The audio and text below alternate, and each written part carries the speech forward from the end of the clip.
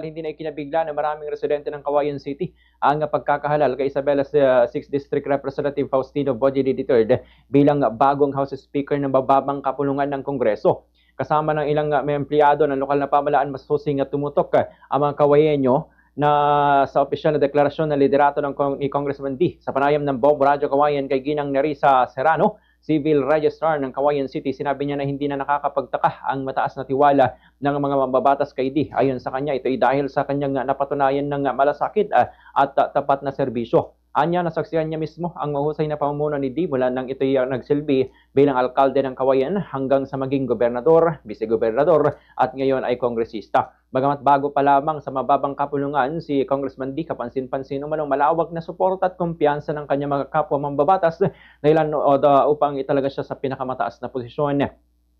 Dagdag pa ni Serrano, hindi na rin bago sa mga Isabelenyo ang pagbibigay ng buong tiwala kay D sa bawat posisyon kasing kanyang tinatakbuhan sa pamahalaan.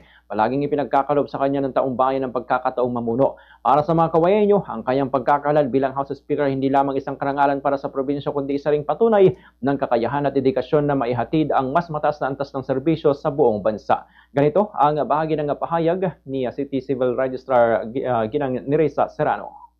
Nung lumabas po ang balitang yan, tayo po ay sobrang nagalak.